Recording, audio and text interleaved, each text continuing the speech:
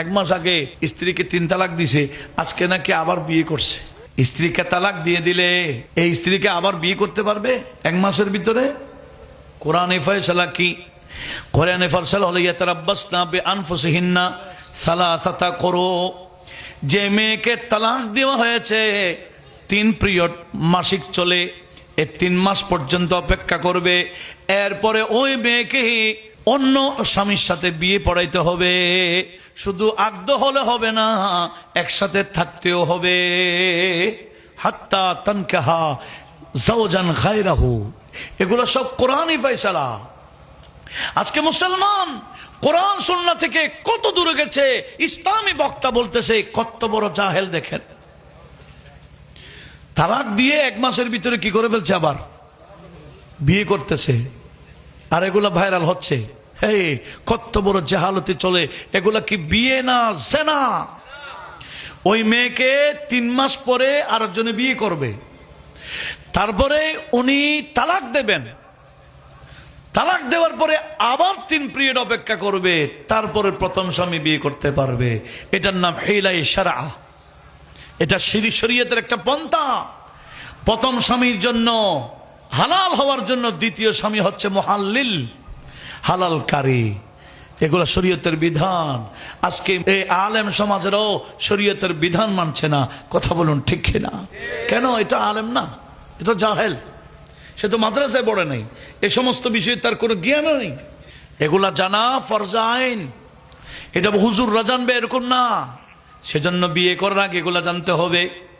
তালাক কিভাবে দিতে হয়, কোন তালাক আফজল তালাক। এমনি তো আফজল তালাকের মধ্যে আফজল নাই, মানে তালাক দেওয়ার মধ্যে একটা পদ্ধতি আছে, আছে কি না? আবগাজুল হালাল আত তালাক বলেছেন নবীজি। আল্লাহর কাছে একেবারে নিকৃষ্ট একটা জায়েজ বিষয় হয়, এটার নাম হলো তালাক। জায়েজ কিন্তু আল্লাহর কাছে অতীব নিকৃষ্ট।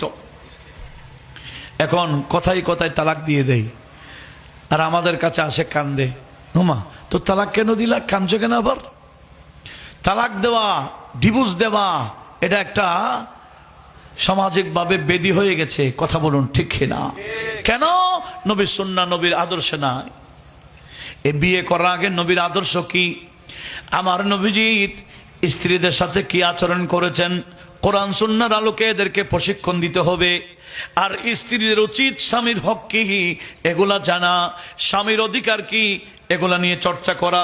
এই জ্ঞান অর্জন করলে ওই স্ত্রী কখনো স্বামীর দিকে হাত বাড়াবে না, বড় আওয়াজে কথাও বলবে না।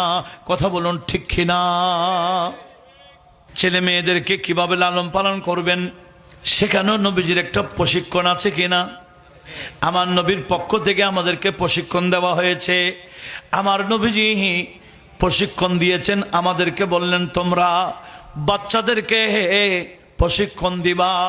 বিশেষ করে আদিব আওলাদাকুম বিসালাসাতি খিসাল, তোমরা বাচ্চাদেরকে 3টা বিষয়ে তালিম দাও। কয় বিষয়ে? 1 নম্বর বিহুব্বি নবিয়িকুম, তোমাদের নবীর মহব্বতের তালিম দাও বাচ্চাদেরকে। ওয়া আওলাদে নবিয়িকুম, তোমাদের নবীর আওলাদের মহব্বতের তালিম দাও। ওয়া কিরাআতিল কোরআন, কোরআন কিভাবে তেলাওয়াত করবে বিশুদ্ধভাবে, এটার প্রশিক্ষণ দিতে হবে বাচ্চাদেরকে। আমার নবীজি বললেন কোন বাচ্চাকে কিছু দান করা, মোবাইল দান করা, টাকা দেওয়া, এই দেওয়া সেই দেওয়া, যত কিছু উপহার দেয় সর্বশ্রেষ্ঠ উপহার হলো বাবা তার ছেলেকে উপহার দেবে। এটার নাম আদব। এটার নাম কি? বাবা, মা বাবার পক্ষ থেকে ছেলে মেয়েদেরকে যে উপহার দেওয়া হয় ওই উপহারের নাম কি? মা বাবা যদি ছেলেদেরকে ছোটকাল থেকে আদব শিখায়, যুবক হওয়ার পরে ছেলে কখনো বেয়াদব হবে?